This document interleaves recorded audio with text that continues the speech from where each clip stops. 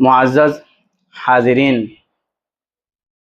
سامعین و سامعات، آج 2 اگست بروز اتوار بعد نماز مغرب یہ علمی و روحانی مجلس تاریخی و مرکزی مسجد اہل حدیث اوپن بیٹگیری میں منعقد ہے۔ اس موقع پر ہم سب سے پہلے رب العالمین کا شکر بجا لاتے ہیں کہ رب العالمین نے مجھ کو اور آپ کو یہ توفیق عنایت فرمائی ہے۔ اس کے بعد ہم ہمارے آئے ہوئے خصوصی مہمان، ملک ہندوستان کے معروف و مشہور عالم دین، درس و تدریس کے ماہر، دعوت و تبلیغ کے بہترین اور جید عالم دین فضیلت الشیخ مصطفیٰ اجمل مدنی حفظہ اللہ ہمارے درمیان تشریف فرما ہے۔ میں شیخ محترم کو دعوت اسٹیج دیتا ہوں، آپ تشریف لائیے۔ السلام علیکم ورحمۃ اللہ وبرکاتہ۔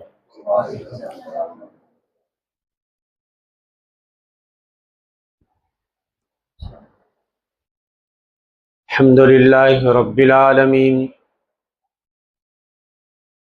والعاقبۃ للمتقین ولا عدوان الا علی الظالمین، واشہد ان لا الہ الا اللہ وحدہ لا شریک لہ الہ الاولین والآخرین قیوم السماوات والارضین، واشہد ان سیدنا ونبینا محمدا عبدہ ورسولہ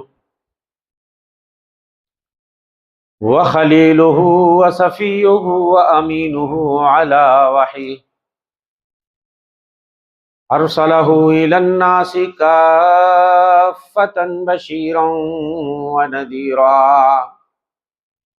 وداعیا الی اللہ بإذنہ وسراجا منیرا۔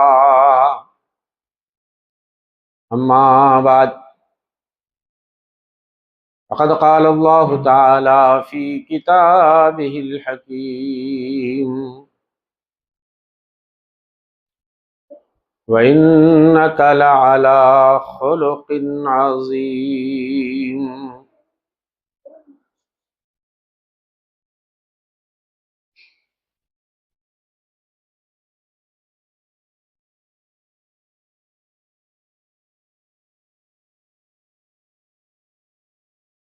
عزت مآب مسجد حاضہ کے امام و خطیب شیخ معاویہ جامعی حفظہ اللہ،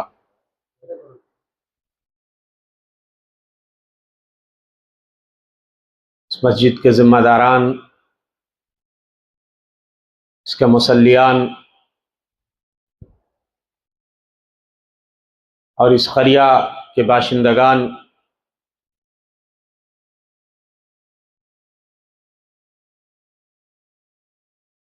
قبل اس کے کہ میں اپنے موضوع کی وضاحت کروں،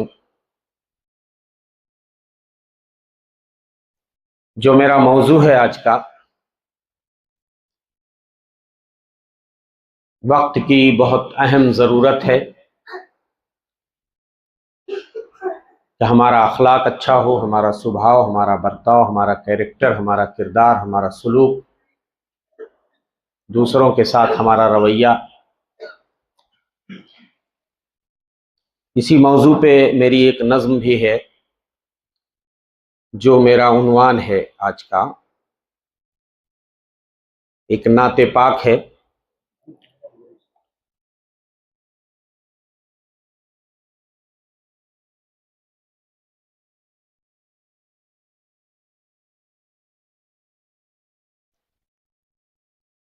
حسن اخلاق سے دشمن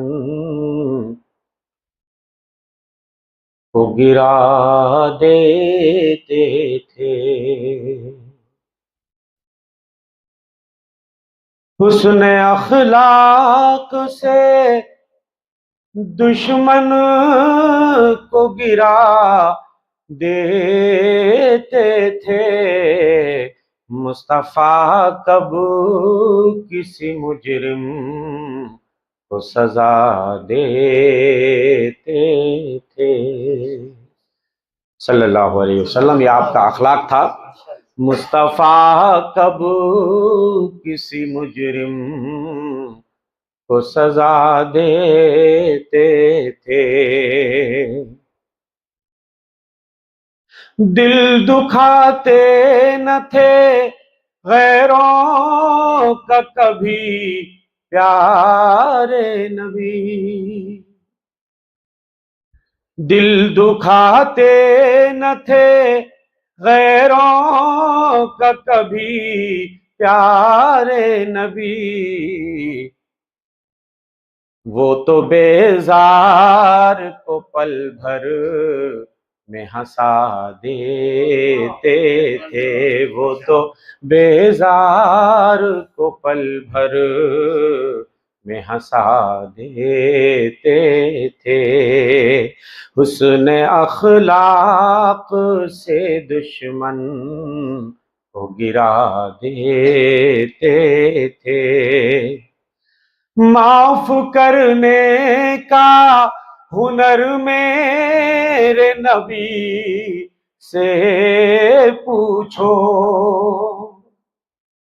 معاف کرنے کا ہنر میرے نبی سے پوچھو، دشمن جاں کو میرے آقا دعا دیتے تھے، دشمن جاں کو میرے آقا دعا دیتے تھے۔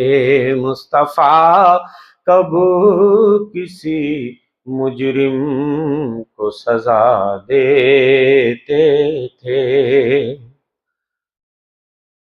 وہ غریبوں کے مسیحا تھے، ضعیفوں کے معین، وہ غریبوں کے مسیحا تھے، ضعیفوں کے معین، خود نہ کھا کر کے وہ اوروں کو کھلا دیتے تھے، خود نہ کھا کر کے وہ بھوکوں کو کھلا دیتے تھے۔ مصطفیٰ کب کسی مجرم کو سزا دیتے تھے۔ حالت جنگ میں بھی پیارے نبی صلی اللہ علیہ وسلم اپنے صحابہ کو یہ وصیت کر کے بھیجتے تھے کہ کسی ضعیف کمزور کو نہیں چھیڑنا، اس پہ تلوار نہیں اٹھانا، کسی بھاگتے ہوئے کا پیچھا نہیں کرنا، کسی بچے کو نہیں مارنا، کسی عورت کو نہیں مارنا۔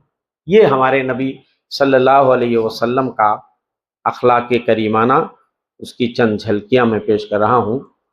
عورتوں بچوں ضعیفوں پہ نہ تلوار اٹھے، عورتوں بچوں ضعیفوں پہ نہ تلوار اٹھے، غازیوں کو یہ نبی صاف بتا دیتے تھے، حسن اخلاق سے دشمن کو گرا دیتے تھے۔ رب سے کرتے تھے دعا سب کی ہدایت کے لیے، راتوں کو جب دنیا سوتی تھی تو ہمارے نبی صلی اللہ علیہ وسلم اٹھ کے لوگوں کی ہدایت کے لیے دعا کیا کرتے کہ اللہ ہماری قوم کو ہدایت عطا کر دے مولا۔ رب سے کرتے تھے دعا سب کی ہدایت کے لیے، قوم مشرک کے لیے ہاتھ اٹھا دیتے تھے۔ مصطفیٰ کب کسی مجرم کو سزا دیتے تھے۔ آپ کا جود و سخا کیسے بیاں ہو اجمل۔ جود و سخا کا مطلب فیاضی، لوگوں کو دینا، لوگوں پر خرچ کرنا۔ آپ کا جود و سخا کیسے بیاں ہو اجمل، لال و گوہر وہ فقیروں پہ لٹا دیتے تھے، لال و گوہر وہ فقیروں پہ لٹا دیتے تھے، صلی اللہ علیہ وسلم۔ حضرات، ایک چیز ہے حسن اخلاق اور ایک چیز ہے منافقت۔ دونوں میں تھوڑی سی سملیرٹی ہے، تھوڑی سی مماثلت ہے۔ حسن اخلاق کی پہلے تعریف سمجھ لیجئے۔ حسن اخلاق جب بولا جاتا ہے نا، اخلاق دو طرح کا ہوتا ہے، ایک اچھا اخلاق، برا اخلاق، یہ سب جانتے ہیں۔ کچھ لوگوں کے اخلاق اچھے ہوتے ہیں، کچھ لوگوں کے اخلاق برے ہوتے ہیں۔ تو حسن اخلاق جتنی بھی اچھی عادتیں ہیں، اچھی خصلتیں ہیں، وہ سب اس کے اندر داخل ہیں، جن کو اخلاق فاضلانہ یا اخلاق کریمانہ یا مکارم الاخلاق بھی کہا جاتا ہے۔ تو حسن اخلاق کہتے ہیں اچھا کیریکٹر، اچھا کردار، اچھا سبھاؤ، اچھا برتاؤ، اچھا سلوک، اچھی جتنی عادتیں ہیں، سچ بولنا، امانت داری کے تقاضوں کو پورا کرنا، عفو درگزر کرنا، دشمنوں کو معاف کر دینا، کسی سے بدلہ نہ لینا، اور دوسروں کی مدد کرنا، اور ہمدرد باہمی، اخوت، مساوات، بھائی چارہ، صلہ رحمی، یہ ساری چیزیں کس میں داخل ہیں؟ حسن اخلاق کے اندر۔ اور ایک چیز ہے منافقت۔ دیکھیے، جو منافق ہوتا ہے نا، بظاہر وہ بھی اپنے اخلاق کو اچھا بنا کے پیش کرتا، آپ سے ملے گا تو لگے گا کہ سب سے بڑا ہمدرد یہی ہے میرا، سب سے بڑا ہمدرد ہے یہ میرا۔ تو جس کے اخلاق اچھے ہوتے ہیں وہ بھی آپ سے مسکرا کے ملتا ہے، ہمدردی کا اظہار کرتا ہے، اور جو منافق ہوتا ہے وہ بھی اپنے اخلاق کو اچھا بنا کے پیش کرنے کی کوشش کرتا ہے، بظاہر آپ کو رجھاتا ہے، آپ کو اپنی طرف مائل کرتا ہے، آپ کو اپنا گرویدہ بناتا ہے، کہ آپ اس کی باتوں پہ یقین کر لیں، وہ آپ کا دشمن نہیں ہے، وہ آپ کا ہمدرد ہے، لیکن دونوں میں زمین آسمان کا فرق ہے۔ حسن اخلاق ریئل، جس کے اندر ریالٹی ہوتی ہے، سچائی، اصل میں جس کے اخلاق اوریجنل میں اچھے ہوتے ہیں، دل سے ہوتے ہیں، خلوص نیت کے ساتھ وہ آپ کے ساتھ ہمدردی کا معاملہ کرتا ہے، بھلائی وہ آپ کے لیے چاہتا ہے۔ لیکن جو منافق ہوتا ہے نا، وہ مکار ہوتا ہے۔ تو حسن اخلاق کی جو حقیقی صورت ہے، اوریجنل، وہی مکارم اخلاق ہے، حسن اخلاق ہے، اور اس کا جو دکھاوے کا روپ ہے نا، بناوٹ، وہ منافقت ہے۔ جو منافق ہوتا ہے صرف زبان سے ہمدردی کا اظہار کرتا ہے، دل میں آپ کے لیے بغض رکھتا ہے، نفرت رکھتا ہے، دشمنی رکھتا ہے، کینہ رکھتا ہے، لیکن جو دل سے وہی ہمدرد ہوتا ہے آپ کا، جو جس کے اخلاق اچھے ہوتے ہیں، جو دل سے آپ سے محبت کرتا ہے، جو آپ کے لیے بھلائی چاہتا ہے۔ لیکن افسوس یہ ہے کہ آج حسن اخلاق کے نام پہ منافقت کا بازار سجا دیا گیا ہے۔ لوگ ملتے تو ہیں، مسکرا دیتے ہیں، لیکن آستینوں میں خنجر چھپے رہتے ہیں، اس انتظار میں رہتے ہیں کب موقع ملے اور اس کی عزت نفس پہ بلڈوزر چلا دیا جائے، اس کی عزت کو خاک میں ملا دیا جائے، اس کو چوراہے پہ بھری محفل میں ذلیل کر دیا جائے. یہ حسن اخلاق نہیں ہے دوستو. ہم اپنے بھائیوں سے ملیں اچھے جذبے کے ساتھ، خلوص کے ساتھ، محبت کے ساتھ، ہمدردی کے ساتھ، رحم دلی کا جذبہ ہونا چاہیے، اخوت اور بھائی چارے کا جذبہ ہونا چاہیے، باہمی تعاون اور ہمدردی کا جذبہ ہونا چاہیے. یہ حسن اخلاق ہے. اچھا، ہمارے وہاں یہ سمجھتے لوگ کسی سے ملاقات کے وقت تھوڑا سا مسکرا دو، خندہ پیشانی کے ساتھ ملاقات کر لو، رسمی طور پہ ہمدردی کے لیے آپ کچھ چند کلمات بول دو، بس یہی حسن اخلاق ہے. دوستو یہ بھی حسن اخلاق ہے، لیکن یہ کل نہیں ہے، یہ حسن اخلاق کا ایک چھوٹا سا جز ہے. یقیناً اپنے بھائیوں سے مسکراتے ہوئے چہرے کے ساتھ ملنا، خندہ پیشانی کے ساتھ ملنا، حشاش بشاش مسکراتے ہوئے چہرے سے ملنا، یہ بھی نیکی کا کام ہے اور یہ بھی حسن اخلاق کا ایک حصہ ہے. یقیناً اپنے بھائیوں کے ساتھ ہمدردی کا اظہار کرنا، ہمدردی کے چند کلمات بولنا، یہ بھی حسن اخلاق کا ایک حصہ ہے. لیکن دوستو حسن اخلاق کا دائرہ اتنا تنگ نہیں ہے، حسن اخلاق کا دائرہ بہت کشادہ ہے. حسن اخلاق یہ بھی ہے کہ اپنے بھائیوں سے ملو تو مسکراتے ہوئے چہرے کے ساتھ ملو. لیکن دوستو حسن اخلاق یہ بھی ہے کہ اپنے بھائیوں سے کوئی غلطی ہو جائے تو انہیں معاف کر دو، ان سے بدلہ نہ لو. وہ رشتہ کاٹتے ہیں تو رشتہ جوڑو، وہ مدد کے محتاج ہیں تو مدد کے لیے ہاتھ بڑھاؤ. بیمار ہو جائیں تو عیادت کرو، مر جائیں تو ان کے جنازے میں جاؤ. خوشی کا موقع ہو تو ان کو اپنی خوشیوں میں شریک کرو، ان کے ساتھ صلہ رحمی کرو، سچ بولو، امانتوں کو پورا کرو.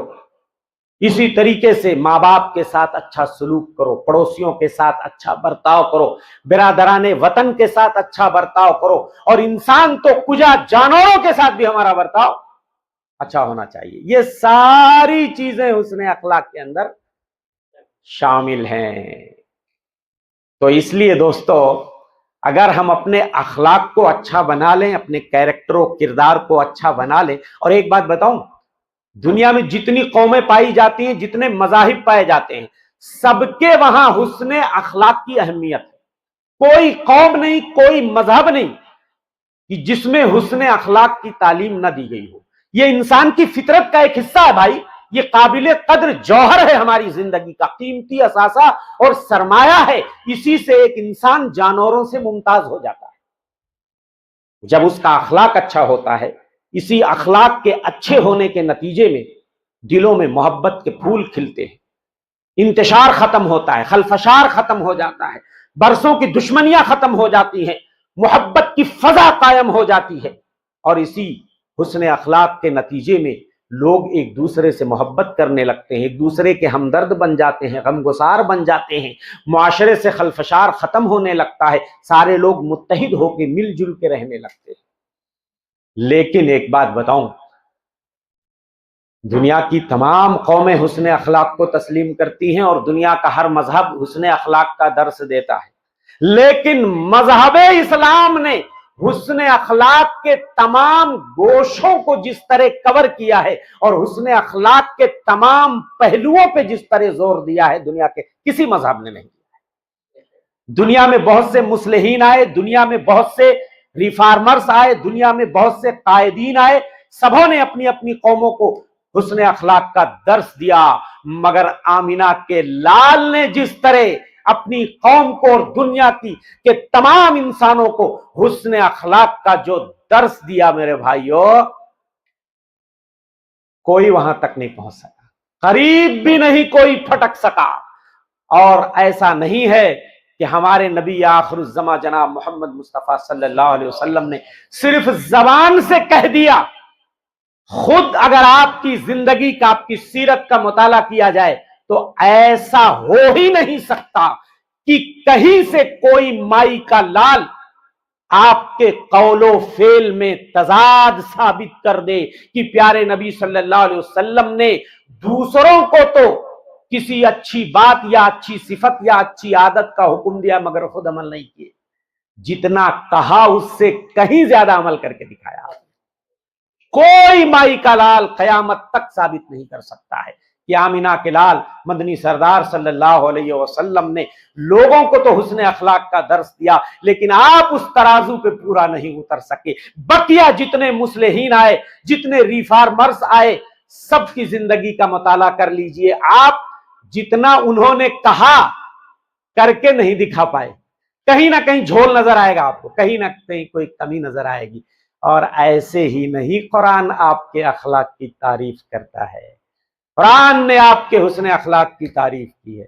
وَإِنَّكَ لَعَلَىٰ خُلُقٍ عَظِيمٍ، اے نبی آپ اخلاق کے بہت اونچے مرتبے پہ فائز ہیں۔ اور آپ نے اپنی بعثت کا مقصد بتاتے ہوئے فرمایا انی بعثت لأتمم مکارم الاخلاق، بے شک مجھے نبی اور رسول بنا کے اس لیے بھیجا گیا۔ میرے بھائیوں، دعوت توحید کے بعد سب سے زیادہ محنت آپ نے لوگوں کے اخلاق کو سدھارنے پہ کی، اور اسی لیے آپ کہتے ہیں مجھے نبی اور رسول بنا کے بھیجا گیا تاکہ میں اچھے اخلاق کی تکمیل کروں۔ اماں عائشہ سے پوچھا گیا، اماں آپ تو بہت قریب ہوتی ہیں پیارے نبی صلی اللہ علیہ وسلم سے، آپ ہی بتا دیجئے آپ کا اخلاق کیسا تھا۔ کبھی کبھی ہوتا ہے نا، آدمی باہر بڑا اچھا رہتا ہے، دوستوں میں بہت اچھا، باہر بہت اچھا، لیکن گھر میں اچھا نہیں۔ اس کی بیوی بچے بتائیں گے کہ اس کا اخلاق کیسا ہے۔ اوریجنل اخلاق اگر کسی کا جانچنا ہے نا، اگر کسی کی بیوی اس کی تعریف کرتی ہے، کسی کے بچے اس کی تعریف کرتے ہیں، صرف باہر کی تعریف کافی۔ اماں عائشہ نے کہا او لوگو تم کیا مجھ سے پوچھتے ہو کہ کائنات کے امام کا اخلاق کیسا تھا؟ ارے کیا تم قرآن نہیں پڑھتے؟ کان خلقہ القرآن، جو کچھ قرآن میں ہے، جو کچھ قرآن کی تعلیم ہے، وہی تو میرے آقا کا اخلاق ہے۔ قرآن کے سانچے میں اللہ نے ڈھال دیا تھا۔ اللہ اکبر۔ دوستو، قبل اس کے کہ میں پیارے نبی صلی اللہ علیہ وسلم کی سیرت کی اور آپ کی زندگی سے کچھ جھلکیاں دکھاؤں آپ کے حسن اخلاق کی، آئیے میں کچھ حدیثیں پڑھ دیتا ہوں۔ کتنا اجر عظیم کا وعدہ کیا گیا ہے اگر ہم اپنا اخلاق اچھا بنا لیں، اپنا معاملہ سدھار لیں، اپنا کیریکٹر سدھار لیں، اپنا سلوک سدھار لیں، اپنا برتاؤ سدھار لیں، اپنا بہیو سدھار لیں، معلوم ہے کتنا اونچا مرتبہ ملنے والا ہے اور کتنا بڑا ثواب ہمارے کھاتے میں درج ہونے والا ہے، معلوم ہے آپ کو؟ فرمایا اللہ کے رسول صلی اللہ علیہ وسلم نے ما من شیء اثقل فی میزان العبد یوم القیامت من حسن الخلق، قیامت کے دن ایک ترازو اور کانٹا لگایا جائے گا، وہ ترازو جس میں بندوں کے اعمال تولے جائیں گے، بندوں کو بھی تولا جائے گا، رجسٹر اور دفتر بھی تولے جائیں گے، تینوں کی دلیل موجود ہے۔ اللہ تعالیٰ سارا کچھا چٹھا آپ کے سامنے رکھ دیں گے۔ وہ قیامت میں جو ترازو لگے گا نا، میزان، وہ عجیب و غریب میزان ہوگا، یہ تمہارے دنیا والے ترازو کی طرح نہیں، جو بھی ڈال دو، اینٹا ڈال دو، پتھر ڈال دو، ریت ڈال دو، بالو ڈال دو، مٹی ڈال دو، وزن تو بتائے گا نا، مگر وہ ترازو، وہ کانٹا ایسا ہوگا، تمہاری ہڈیوں کا وزن نہیں بتائے گا، تمہاری چمڑیوں کا وزن نہیں بتائے گا، گوشت اور چربیوں کا وزن نہیں بتائے گا، وہ تمہارا ایمان دیکھ کر، تقوی دیکھ کر، تمہارا دل دیکھ کر تمہارا وزن بتائے گا۔ دنیا میں تم 100 کلو کے بھی ہو، 150 kg کے بھی ہو، مگر ایمان نہیں ہے، تقوی نہیں ہے، 0 وزن بتائے گا، مچھر کے پر کے برابر بھی تمہارا وزن نہیں ہوگا۔ لیکن اگر سینے میں ایمان ہے، تقوی ہے، اللہ رسول کی محبت ہے، تو احد پہاڑ سے زیادہ تمہارا وزن ٹھہرے گا۔ حضرت عبداللہ ابن مسعود ایک صحابی رسول، دبلے پتلے صحابی، یہ پنڈلیاں ان کی کافی باریک باریک، ایک بار ازار پہنے ہوئے ہیں، درخت پہ چڑھ کے مسواک توڑ رہے ہیں، ہواؤں نے ازار کو ذرا ہٹا دیا، تو सहाबा नीचे खड़े तो उनकी बारीक पिडलियों को देख के हंसने लगे, जी कितने दुबले पतले आदमी हैं।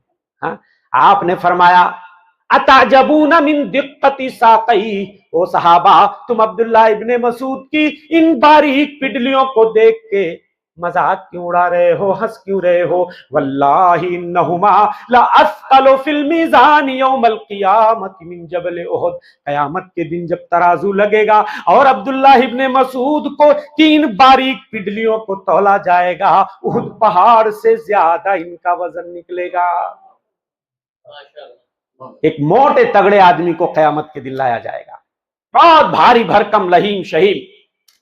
अल्लाह के रसूल सल्लल्लाहु अलैहि वसल्लम फरमाते हैं यूता बिर्रजुलिल अज़ीम समीन यौमल क़ियामा, एक बहुत भारी भरकम बदन वाले मोटे तगड़े आदमी को जब तराजू में तौलने के लिए ला के खड़ा किया जाएगा और उस कांटे में डाला जाएगा, फला युसावी इंदल्लाहि जनाह बऊजा, एक मच्छर के पर के बराबर भी उसका वजन नहीं निकलेगा।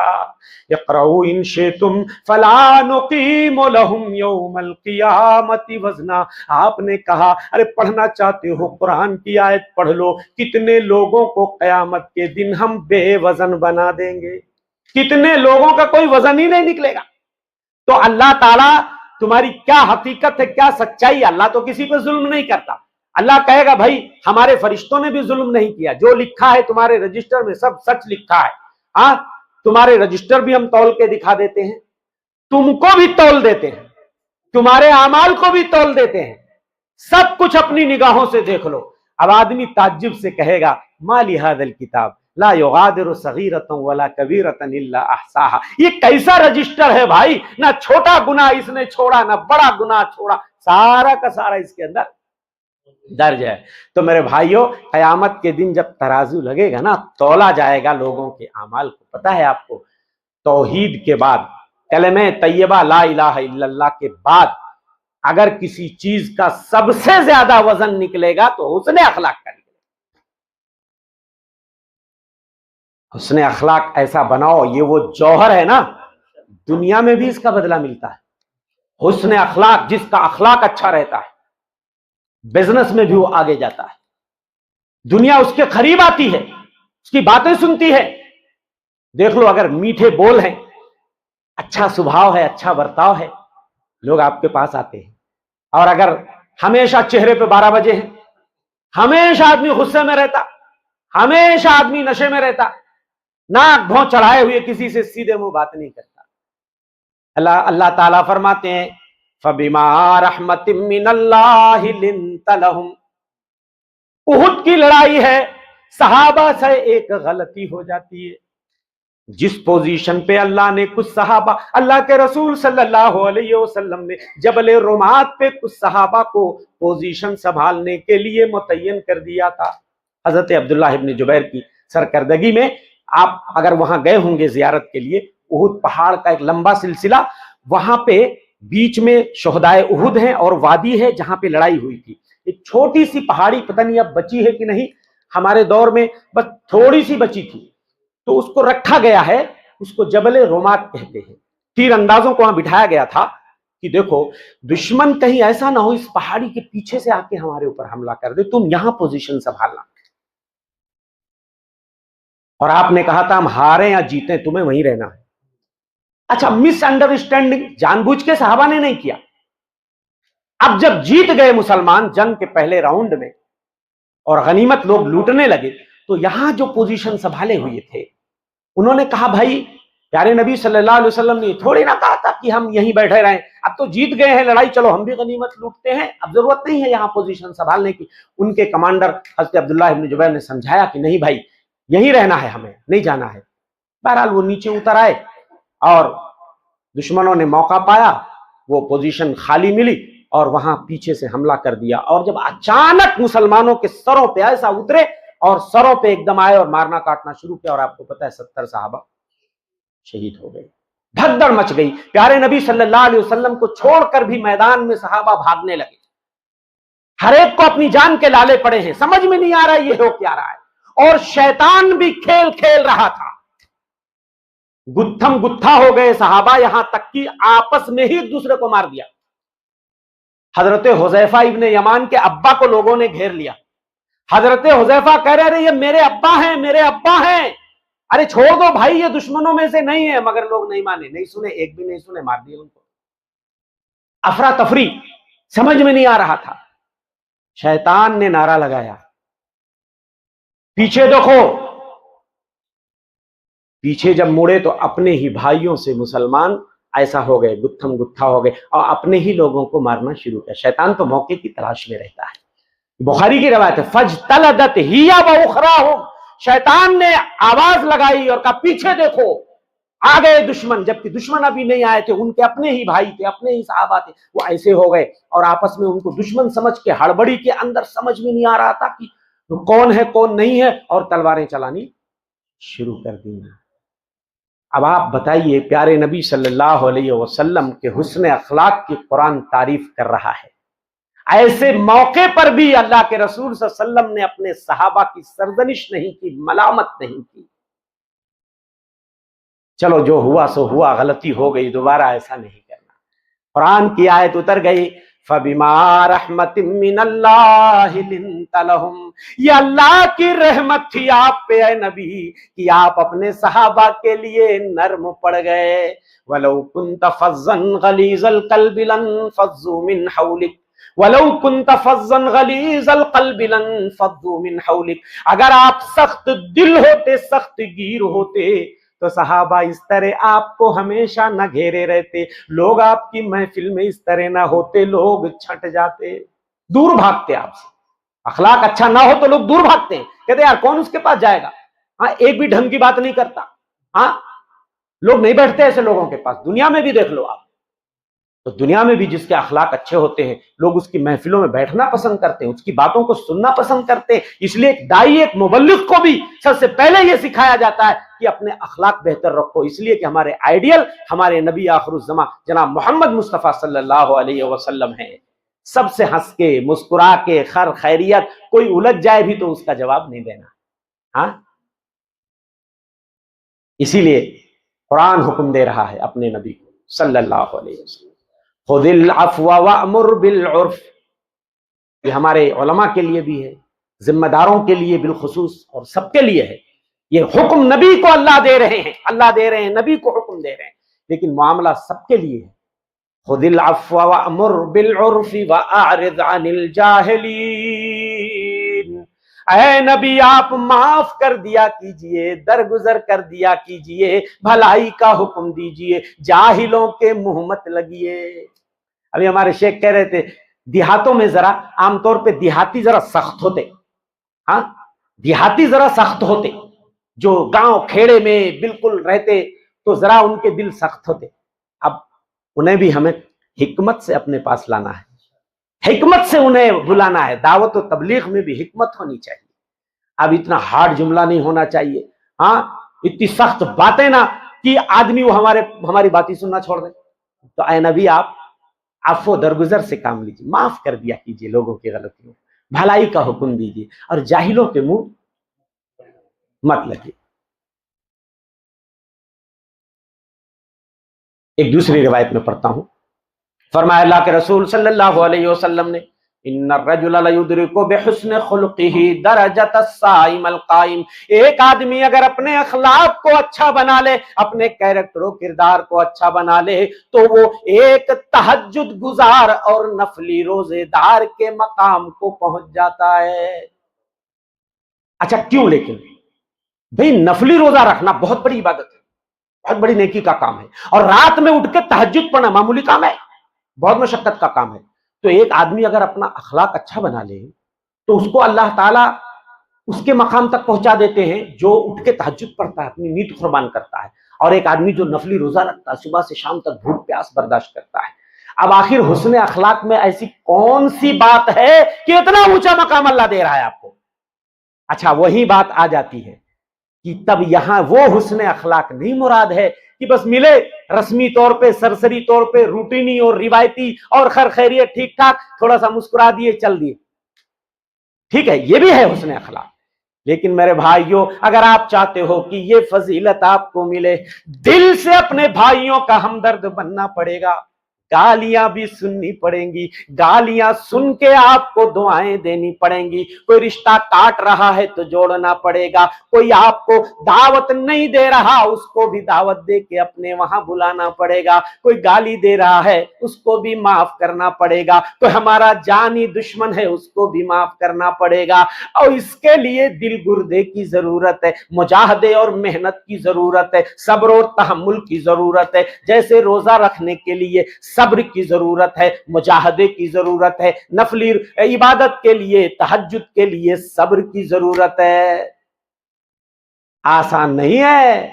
کوئی گالی دے رہا ہے اور دعا دے کے بتاؤ ذرا، ہمارے نوجوان لڑکوں کو آپ دیکھ لیں، راستہ چل رہے ہیں، بائک سے جا رہے ہیں، سائیکل سے جا رہے ہیں، تھوڑی سی کہیں ٹھوکر لگ جائے، تھوڑا سا ٹچ ہو جائے، فوراً آستین چڑھائیں گے، بائک سے اترے، گالی گلوج مار پیٹ۔ ہاں ارے بھائی، اسی کو آپ اپنے اخلاق سے ڈیل کر سکتے ہو، سامنے والے کو زیر کر سکتے ہو، چلو بھائی جان دو، کوئی بات نہیں، ہو جاتا ہے، ہو جاتی ہے غلطی، ہاں جان کے تو ایسا نہیں ہوا ہوگا، ہاں چلو گاڑی ہے تھوڑی سی ٹچ ہو گئی ہوگی یا کہیں ٹھوکر لگ گیا راستہ چلتے ہوئے، لیکن ہم اتنا بھی برداشت نہیں کر پاتے، فوراً زبان پہ آج ہمارے بچوں کا اخلاق اتنا کرپٹ ہو چکا ہے، اتنا برباد ہو چکا ہے، بات بات میں گالیاں، نہ بڑوں کا احترام، نہ چھوٹوں پہ شفقت، بڑوں کے ساتھ آج شہروں میں، دیہات میں تو شاید معاملہ کچھ غنیمت ہو، لیکن شہروں میں ہم دیکھتے ہیں بڑوں کے ساتھ، بڑی عمر والوں کے ساتھ بچے ایسے ٹون میں بات کرتے، ایسے لہجے میں بات کرتے کہ میرے خیال آپ دیہاتیوں کو تو اتنا غصہ آئے گا نا کہ آپ سوچو کہ کھینچ کے اس کو تھپڑ مار دیں، یار بڑے آدمی سے ایسی باتیں کر رہا، بزرگوں کا کوئی احترام نہ کوئی عزت۔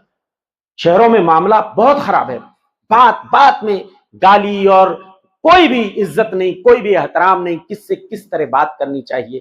تو یہ ہمیں اپنے بچوں کو ادب سکھانا پڑے گا کہ بڑوں کا کیا احترام ہے، کس کا کیا مقام ہے، ماں باپ کا کیا مقام ہے، بزرگوں کا کیا مقام ہے، رشتہ داروں کا کیا مقام ہے، اور جس کا جو مقام ہے اس کو وہ مقام دیا جائے، یہ ہماری شریعت حکم دیتی ہے۔ تو میرے بھائیوں، قیامت کے دن حدیث قدسی ہے، اللہ فرماتے ہیں سب سے قریب میرے وہ لوگ ہوں گے، سب سے محبوب بھی ہوں گے، سب سے قریب بھی ہوں گے۔ اللہ کے رسول صلی اللہ علیہ وسلم فرماتے ہیں ان من احبکم الی واقربکم منی مجلسا یوم القیامت احاسنکم اخلاقا، تم میں سے جس کے بھی اخلاق اچھے ہوں گے قیامت میں میرا سب سے محبوب ہوگا اور میرے سب سے قریب ہوگا، اور جس کے اخلاق سب سے برے ہوں گے وہ اتنا ہی دور ہوگا۔ کتنا اونچا مقام ہے۔ آپ نے فرمایا خیرکم خیرکم لأہلہ، تم میں سب سے بہترین وہ ہے جو اپنی بیوی بچوں کے لیے اچھا ہے، جس کا اخلاق بیوی بچوں کے لیے۔ بعض لوگ دوستوں کے ساتھ ہیں تو بہت اچھے ہیں، باہر ہیں تو بہت اچھے ہیں، مگر گھر میں آتے تو اچھے نہیں ہوتے، بیوی کو بات بات پہ ڈانٹنا، گالی دینا، مارنا، وہ اپنا پیدائشی حق سمجھتے ہیں۔ ارے بھائی وہ بھی انسان ہے، اس سے بھی غلطیاں ہوتی ہیں، اب اس کی بھی خطاؤں کو درگزر کر دیجیے، پیار محبت سے سمجھائیے۔ ہاں پیارے نبی صلی اللہ علیہ وسلم کی اتنی ساری بیویاں تھیں، کہیں کوئی ایک واقعہ بھی آپ بتا دیجیے کبھی اللہ کے رسول صلی اللہ علیہ وسلم نے کھانے کو لے کر، کپڑے کو لے کر کسی بیوی کو ڈانٹا ہو یا مارا ہو؟ یہ کوئی میٹر ہی نہیں تھا۔ آج ہمارے وہاں تھوڑا سا اگر نمک زیادہ ہو جائے، کہیں روٹی کچی ہو جائے، ہاں کہیں چاول اگر جل جائے تو اس پہ بھی لوگ پٹائی شروع کر دیتے ہیں۔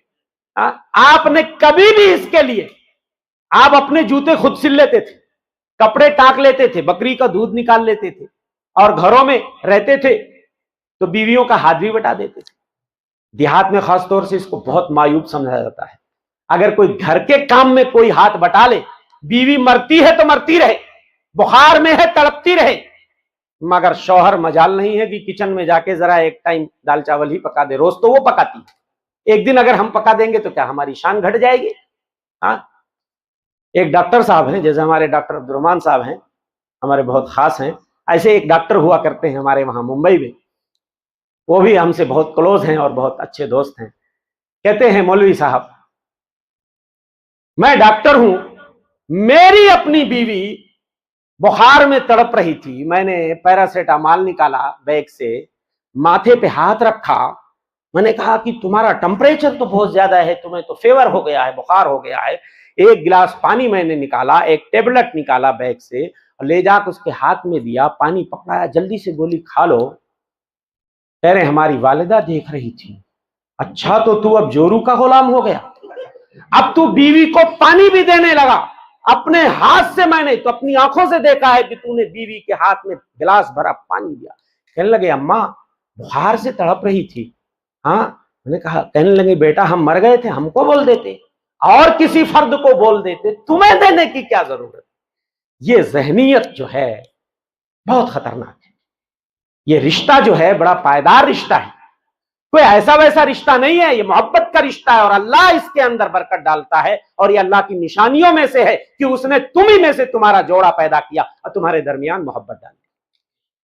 तो अखलाक घर में भी अच्छा होना चाहिए, बाहर भी अच्छा हो, घर के अंदर भी अच्छा हो, बीवी बच्चों के साथ भी हमारा अखलाक अच्छा होना चाहिए। आइए मैं प्यारे नबी सल्लल्लाहु अलैहि वसल्लम के अखलाक करीमाना की कुछ झलकियां आपको दिखाता हूं, कबल उसके कि मैं कुछ वाकयात नकल करूं।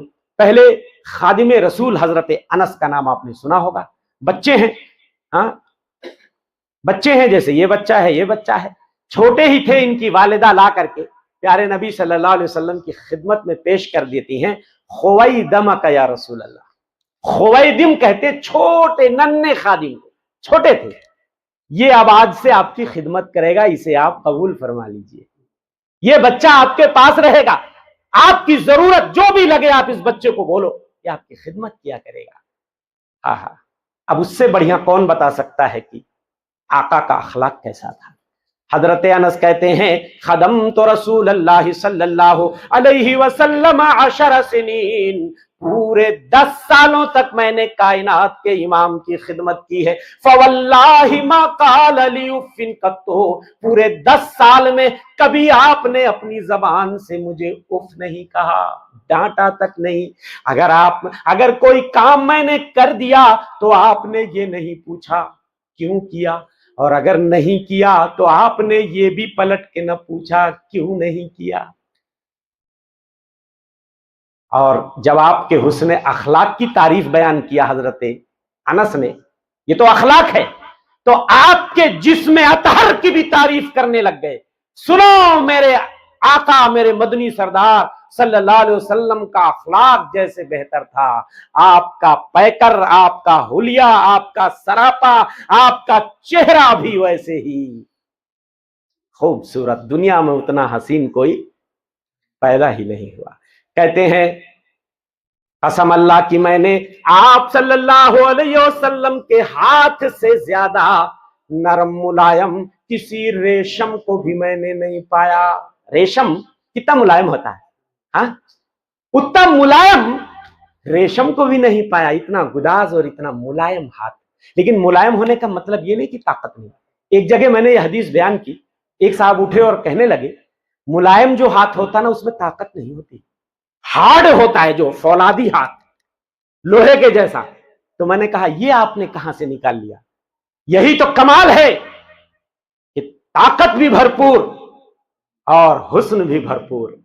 मैंने कहा जब हदीस कह रही है, आपका खादिम कह रहा है कि आपके हाथ नरम थे, तो आप क्यों इस बात पे तुले हुए हैं ये कहलवाने पे कि आपके हाथ बहुत हार्ड थे। हार्ड जो होता, सख्त, वो खूबसूरत नहीं माना जाता है। कोई नहीं बोलेगा कि आपके हाथ बहुत, हाँ नरम है तो हर आदमी कहेगा आपके हाथ माशाल्लाह बहुत खूबसूरत है, बहुत नरम मुलायम है। कहते हैं वल्लाही मा मसस्तु हरीरन वला दीबाजन क़त्तु अलियना मिन कफ़्फ़ि रसूलिल्लाह सल्लल्लाहु अलैहि वसल्लम, मैंने आपके हथेली से ज्यादा रेशम को भी मुलायम नहीं पाया। वला शमम तो मिस्कन वला इतरन क़त्तु अत्यब मिन अरक़ रसूलिल्लाह सल्लल्लाहु अलैहि वसल्लम, जितना आपका पसीना महकता था उतनी खुशबू किसी मुश्को अंबर में भी नहीं पाई मैं।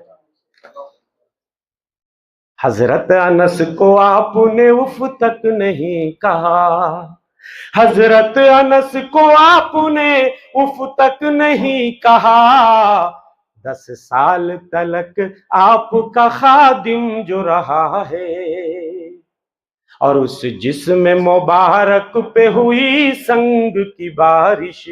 طائف کا واقعہ یاد کیجئے.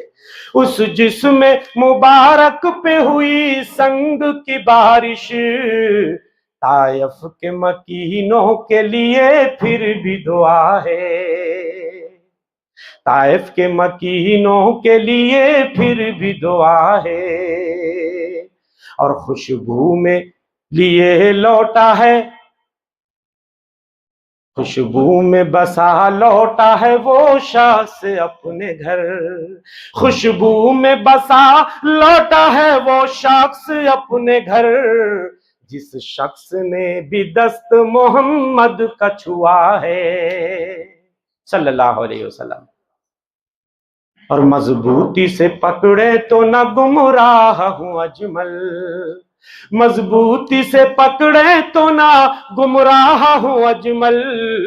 قرآن و سنن آپ نے امت کو دیا ہے صلی اللہ علیہ وسلم.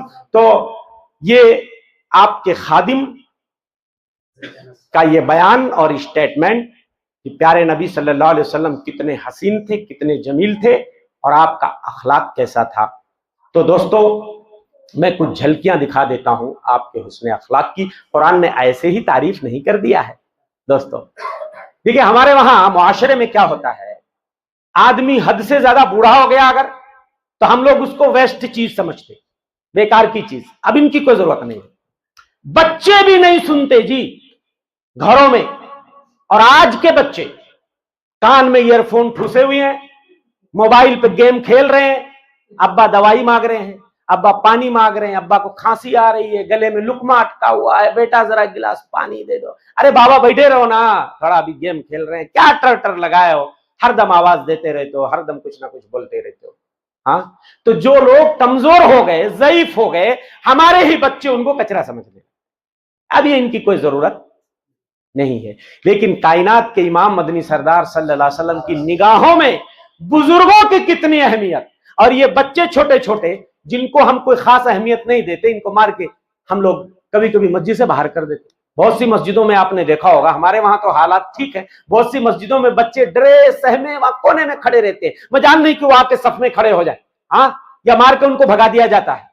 تو جو دبے کچلے ہیں، یا تو بہت زیادہ بچے ہیں، یا بوڑھے ہیں، یا خادم ہیں، غلام ہیں، لیبر ہیں، ہمارے ہاتھوں کے نیچے کام کرنے والے، یہ جو معاشرے کا دبا کچلا طبقہ، جن کو ہم منہ نہیں لگاتے، جن کی باتیں ہم نہیں سنتے، جن کو ہم کوئی مقام دینا نہیں چاہتے، ان کو کائنات کے امام نے کتنا مقام دیا میں وہ بتانا چاہتا ہوں. بڑے لوگوں کو چھوڑیے، کمزوروں پہ پہلے بات کرتے ہیں. ایک بار ایسے مجلس جمی ہوئی ہے، پیارے نبی صلی اللہ علیہ وسلم ایک بوڑھے آدمی آئے. بوڑھے آدمی محفل میں آتے ہیں، لوگ ان کو جگہ دینے میں لیٹ کر دیتے، تاخیر کر دیتے ہیں. ان کو جگہ دینے میں جو مناسب جگہ ان کو ملنی چاہیے، کہ کوئی بڑا آدمی بڑی عمر کا آ گیا تو بھائی اس کے لیے جگہ خالی کر دو، کرسی ہے تو کرسی دے دو. اللہ کے رسول صلی اللہ علیہ وسلم نے دیکھا لوگوں نے اس ضعیف اور بزرگ آدمی کی صحیح معنوں میں اس طرح قدر نہیں کی جس طرح ہونی چاہیے. آپ نے فرمایا لیس منا من لم یعرف شرف کبیرنا، ہمارے بوڑھوں اور بزرگوں کی عزت جو کرنا نہ جانے وہ ہمارے طریقے پر نہیں ہے، اور جو ہمارے بچوں پہ شفقت نہ کرے وہ ہمارے راستے پر نہیں ہے، ہمارے بتائے ہوئے طریقے پر. وہ فتح مکہ کے موقع پہ حضرت ابو بکر کے والد ابو قحافہ ابھی تک مسلمان نہیں تھے. کمال دیکھیے، حضرت ابو بکر کب کا مسلمان ہو گئے، ہجرت کر کے مدینہ چلے گئے، ابا کو یہیں چھوڑ گئے، آنکھ کی بینائی بھی چلی گئی تھی، بڑی عمر ہو گئی تھی، 80 پلس 90 پلس، اب ایک دم بال پک کے بالکل وائٹ ہو چکے. مکہ فتح ہو گیا ہے، جو لوگ ابھی تک مسلمان نہیں جوک در جوک مسلمان ہو رہے ہیں. حضرت ابو بکر کے والد ابو قحافہ کو 2 لوگ ٹانک کر کے آپ کے پاس لاتے، اٹھا کر کے لاتے، اتنے بوڑھے ہو گئے. اللہ کے رسول صلی اللہ علیہ وسلم نے جب یہ منظر دیکھا تو بے چین ہو گئے. آپ نے کہا ہلا ترکت الشیخ فی بیتہ، تم لوگوں نے ان کو زحمت کیوں دی میرے پاس لانے کی؟ آ کے مجھے کیوں نہیں بتایا؟ میں چل کے ان سے ملاقات کے لیے جاتا، ان کے گھر میں جاتا. تم لوگ کہے ان کو اٹھا کے لائے، میں چل کے جاتا، میرا حق تھا. اللہ. ایک بوڑھی خاتون ایک بار مدینے میں آپ کے دروازے پہ آ کے دستک دیتی، ملاقات کے لیے آتی. اللہ کے رسول صلی اللہ علیہ وسلم پوچھتے ہیں، دروازہ کھولتے ہیں، کون؟ کہنے لگی انا جثامہ المزنیہ، میرا نام جثامہ المزنیہ ہے. آپ پہچان گئے. آپ نے کہا اماں اندر تشریف لائیے. بوڑھی خاتون تھی. آپ نے کہا جثامہ یہ نام ٹھیک نہیں ہے، ہم آپ کا نام آج سے حسانہ رکھ دیتے. فوراً نام چینج کر دیا. عقیقے کی ضرورت نہیں. ہمارا لوگ پوچھتے جی مولوی صاحب نام بدلنا ہے تو کیا عقیقہ کرنا پڑے گا؟ نام بدلنے کے لیے خراب نام ہے بدل ڈالو جی، ختم کرو معاملہ. خراب نام اچھا نہیں ہوتا، ناموں کی بھی تاثیر ہوتی ہے انسان کی زندگی. خراب نام اس کو بدل ڈالو. آپ نے فوراً آن اسپاٹ بدل دیا. گھر میں لائے، عزت سے بٹھایا، خیر خیریت پوچھ رہے ہیں. اور اماں سناؤ، اتنے زمانے بعد آپ ہمارے گھر کو آئی ہیں. ہاں، اتنے زمانے بعد کیسے یہ سال گزرے، کیسے ایام گزرے، اماں تمہاری تو کوئی خیریت نہیں ملی. دیر تک آپ پوچھتے رہے خیر خیریت. اماں عائشہ اندر سے نوٹس کر رہی ہیں، نوٹ کر رہی ہیں. جب وہ چلی گئی اجازت لے کے، اماں عائشہ کہتی ہیں اتقبل علی هذا العجوز هذا الاقبال یا رسول اللہ صلی اللہ علیہ وسلم. بھلا اتنی بوڑھی عمر رسیدہ خاتون کو بھی اتنا کوئی منہ لگاتا ہے، اتنا کوئی بھاؤ دیتا کیا؟ پوچھے چلے جا رہے ہیں کیفا انتی کیفا کنتی بادنا، اور اماں سناؤ، اور اماں سناؤ. جیسے لگ رہا ہے انہی کی اماں. آپ ناراض ہو گئے. آپ نے کہا عائشہ تمہیں نہیں معلوم یہ عورت کون ہے؟ انہا کانت تأتینا زمن خدیجہ، یہ ہماری بیوی خدیجہ کی سہیلیوں میں سے ہے. جب ہم مکے میں ہوتے تھے تو ہمارے گھر کو آیا کرتی تھی. اتنے زمانے کے بعد آج واپس میرے گھر کو آئی ہے. اب بتاؤ میں ان کی خیریت پوچھوں یا نہ پوچھوں؟ ان حسن العہد من الایمان، آپ نے فرمایا لوگوں کی خبر گیری کرنا، ان کی کیفیت، ان کی حالت دریافت کرنا، یہ بھی ایمان کا ایک حصہ ہے. یہ بھی ایمان کا حصہ ہے جی. معمولی مت سمجھو آپ. ایمان کے بہت سارے حصے ہیں، بہت سارے برانچز ہیں، بہت ساری شاخیں ہیں، بہت سارے درجے ہیں. یہ بھی ایمان میں داخل ہے. یہ مت سوچو کہ بس ہم نے کہہ دیا آمنت باللہ، میرا اللہ پہ ایمان ہے، رسولوں پہ ایمان ہے، کتاب پہ ایمان ہے، بس باقی معاملہ ختم ہو گیا. ایمان کو ایک دم کمپلیٹ اگر کرنا چاہتے ہو تو یہ ساری چیزیں ایمان کا حصہ ہے. بچوں کو کوئی بھاؤ نہیں دیتا. چھوٹا بچہ، ایک بار ام محسن صحابیہ ہیں، چھوٹے دودھ پیتے بچے کو لا کے آپ کی گود میں دے دیتی. بچہ پیشاب کر دیتا ہے. ہاں، پیشاب کر دیتا ہے. اور کس کے کپڑے پہ لگا پیشاب؟ کس کے جسم اطہر پہ لگا؟ جو کائنات کا امام ہے بھائی، نبیوں کا سردار ہے. مگر آپ نے غصہ نہیں کیا، پانی منگوایا اور پانی کے چھینٹے آپ نے مار لیے. معاملہ ختم. آج ہمارا اپنا ہی بچہ اگر ہم اٹھا لیتے ہیں اور کہیں پیشاب کر دیتے، لے جا جی فلانی کی امی کیا لا کے پکڑا دیے تمہیں، ہمارے کپڑے خراب کر دیے جی. ہاں، اپنے ہی بچے کو ہم لوگ غصہ کرنے لگتے ہیں. مگر آپ غصہ نہیں. بچے چھوٹے چھوٹے جو آج ابھی پیدا ہوئے ہیں، لوگ لاتے تھے کپڑوں میں لپیٹ کر کے اللہ کے رسول صلی اللہ علیہ وسلم سے تحنیک کروانے کے لیے. کھجور آپ منہ میں چباتے تھے، خوب اس کو پیستے تھے، باریک کرتے تھے، اور اس کو بچے کے منہ میں لگا دیتے تھے، تاکہ سب سے پہلی چیز جو بچے کے پیٹ میں جائے وہ ہمارے نبی صلی اللہ علیہ وسلم کا لعاب دہن، برکت کے لیے. اللہ تحنیک کرواتے تھے.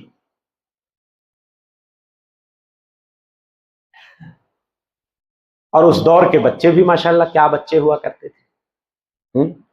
ایک بار محفل جمی ہوئی ہے، دائیں طرف ایک چھوٹا بچہ، جیسے یہ میرے دائیں طرف بیٹھا ہوا، رائٹ سائڈ، اور بائیں طرف جو بڑے بوڑھے یہاں بیٹھے ہوئے تھے، اتنے میں دودھ کا پیالہ لایا گیا آپ کے پاس ہدیے میں۔ اب اللہ کے رسول صلی اللہ علیہ وسلم سوچ میں پڑ گئے۔ ہونا تو یہ چاہیے کہ رائٹ سائڈ سے شروع کیا جائے، تھوڑا آپ نے نوش کیا، اب دوسروں کو بھی پلانا ہے تو رائٹ سائڈ سے شروع کرنا، تو دیکھا یہاں چھوٹا بچہ ہے، تو آپ سوچتے ہیں اگر اس بچے کو دے دوں گا تو بڑوں کا حق مارا جائے گا، بائیں طرف بڑے بیٹھے ہوئے ہیں، اور اگر ان کو دیا پہلے تو اس کی خلاف ورزی ہو جائے گی کہ پہلے دائیں سے کام شروع ہونا۔ آپ صلی اللہ علیہ وسلم اس بچے سے اجازت لیتے ہیں۔ ہمارے وہاں اتنے چھوٹے بچے سے کیا اجازت لینا جی، ہاں کیا بھی اس کی کیا حیثیت ہے، ہاں؟ مگر آپ دودھ کا پیالہ ہاتھ میں ہے، بچے کے سامنے کر کے پوچھتے ہیں، بیٹا یہ بڑے بوڑھے بیٹھے ہوئے ہیں، اگر تم اجازت دو تو میں ان کو پہلے پیالہ دے دوں، پھر اس کے بعد میں تمہیں دوں گا۔ مگر وہ بچہ بھی کیا بچہ تھا، بول پڑا، مجھے کیا بھی ضرورت نہیں، بھوک نہیں لگی ہے، دودھ پینے کی کوئی زیادہ حاجت نہیں ہے، لیکن کائنات کے امام مدنی سردار، آج تو میری بھی قسمت جاگ اٹھی، اور آج مجھے اللہ اتنا اونچا مقام عطا کرنے والا ہے، میں سوچتا ہوں پیالے پہ جہاں آپ نے منہ رکھ کے پیا ہے وہیں منہ رکھ کے پہلے میں پیوں گا۔ آج یہ نصیبہ میرا جاگ گیا ہے، میری قسمت جاگ گئی ہے، نبی کا جھوٹا مجھے ملنے والا ہے، میں کسی کو اجازت نہیں دیتا، میں نہیں دیتا کسی کو، ویسا ہوتا تو دے دیتا، کوئی مسئلہ نہیں۔ آپ نے کہا ٹھیک ہے بیٹا پہلے تم ہی پی لو، وہیں سے اس نے پیا جہاں سے ہمارے نبی صلی اللہ علیہ وسلم نے منہ لگا کے پیا۔ تو کیسے بچے ہوا کرتے، اور ان کی مائیں ان کی تربیت بھی کیسا کرتی تھی۔ یہ حضرت انس ہے نا، چھوٹے جو پیارے نبی صلی اللہ علیہ وسلم کی خدمت میں، ہاں پیارے نبی صلی اللہ علیہ وسلم نے ایک بار کسی کام کے لیے بھیجا، جا رہے تھے، رستے میں بچے کھیل رہے تھے، وہیں مل کے کھیلنے لگے، بھلا گئے۔ اب اللہ کے رسول صلی اللہ علیہ وسلم گئے، پیچھے سے ہاتھ رکھا سر پہ، انس تم کو میں نے کسی کام کے لیے بھیجا تھا؟ ارے ہاں وہ تو میں بھول گیا تھا۔ کھیلنے لگے، بچے ہیں، کھیلنے کی عمر ہے۔ آپ نے کہا اچھا چاہو ٹھیک ہے، وہ میرا کام کر کے آ جاؤ تم۔ اب جب کام کرنے گئے پیارے نبی صلی اللہ علیہ وسلم کا، گھر کو پہنچے تو لیٹ ہو گئے۔ اماں پوچھتی ہیں ام سلیم جلیل القدر صحابیہ، بیٹا آج لیٹ کیوں ہو گئے؟ اماں جی وہ اللہ کے رسول صلی اللہ علیہ وسلم نے کسی کام کے لیے مجھے بھیج دیا تھا تو ذرا میں لیٹ ہو گیا۔ بیٹا وہ کون سا کام تھا جس کے لیے پیارے نبی صلی اللہ علیہ وسلم نے تمہیں بھیجا تھا؟ مگر بچے کا جواب سنیے، کہتے ہیں اماں یہ راز کی بات ہے، دنیا میں کسی کا راز ہوتا تو میں شاید تمہیں بتا دیتا، مگر یہ اس ذات کا راز ہے جس کو میں کسی کے ساتھ بھی شیئر نہیں کر سکتا، نہیں بتا سکتا میں، اس لیے کہ یہ مدنی سردار صلی اللہ علیہ وسلم کی بات ہے، بھلے آپ میری ماں ہیں لیکن آپ کے ساتھ بھی میں اسے شیئر نہیں کر سکتا، وہ میرے دل میں ہی رہے گا، مرتے دم تک میرے ساتھ یہ راز جائے گا۔ اب ایک بچہ سوچو اپنی ذمہ داری ایسی محسوس، اس دور کے بچے بھی کیا بچے ہوا کرتے تھے، کیسی تربیت ان کی مائیں ان کی کرتی تھی۔ دوستو غلام جو ہوتے ہیں نا، یا ہمارے اب تو غلامی کا دور ہے نہیں، لیکن ہمارے ہاتھوں کے نیچے تو بھی بہت سارے لوگ کام کرتے ہیں نا، جو ہمارے نوکر ہیں، جو ہمارے لیبر ہیں، یا ہمارے کھیت میں کام کرتے ہیں، کھلیانوں میں کام کرتے ہیں، اب ان کی کتنی حیثیت ہوتی ہے، نہ جانے دن میں ہم لوگ کتنی گالیاں نکال دیتے ہیں، نہ جانے کتنی بار انہیں ڈانٹ دیتے ہیں، نہ جانے کتنی بار انہیں جھڑکیاں دے دیتے ہیں، کیا کیا سناتے رہتے ہیں۔ میرے بھائیوں، ایک بار حضرت ابو ذر غفاری کہتے ہیں، حضرت ابو ذر غفاری نے ایک جوڑا پہنا ہوا ہے، اور وہی سیم جوڑا اپنے غلام کو بھی پہنایا ہوا ہے۔ پوچھا گیا حضرت آپ نے ایسا کیوں کیا؟ آپ تو مالک ہیں، وہ غلام ہے، دونوں کا جوڑا سیم، ایسا نہیں ہونا چاہیے، فرق تو ہونا چاہیے نا مالک اور غلام میں۔ کہنے لگے اس کے پیچھے ایک کہانی ہے، ایک بار میں نے ایک غلام کو برا بھلا کہہ دیا، سخت سست کہہ دیا، اور وہ بھی اس کی ماں کے حوالے سے کہا میں نے، کالی عورت کا بیٹا۔ اب کچھ لوگوں نے کہا یہ حضرت بلال حبشی تھے، لیکن نام نہیں آیا ہے، کالی عورت کا بیٹا میں نے کہہ دیا۔ اس نے جا کے پیارے نبی صلی اللہ علیہ وسلم سے میری شکایت کر دی کہ ابو ذر نے مجھے ایسا ایسا کہا ہے۔ آپ کو جب یہ بات پتا چلی تو آپ ناراض ہو گئے۔ آپ نے کہا اعیرتہ بامہ، او ابو ذر، اس کی ماں کا نام لے کر تم نے اسے ذلیل کیا ہے۔ تم ایسے آدمی ہو، جاہلیت کی خصلت ابھی بھی تمہارے اندر باقی ہے۔ یہ غلام جو ہے، نوکر ہیں، یہ تمہارے دینی بھائی ہے۔ اللہ نے انہیں تمہارے ہاتھوں کے نیچے رکھا ہوا ہے، تمہارے انڈر میں یہ کام کرتے ہیں، لیکن ہیں تمہارے دینی بھائی۔ تو جو تم کھاؤ انہیں کھلاؤ، جو تم پہنو انہیں پہناؤ، اور طاقت سے زیادہ ان کے اوپر کام کا لوڈ مت ڈالو، اور اگر ڈالو تو ان کا ہاتھ بڑھاؤ۔ کہنے لگے جب سے پیارے نبی صلی اللہ علیہ وسلم نے یہ بات کہی ہے، جو میں کھاتا ہوں وہی اپنے غلام کو کھلاتا ہوں، جو میں جوڑا سلاتا ہوں پہنتا ہوں وہی اپنے غلام کو بھی پہناتا ہوں۔ حضرت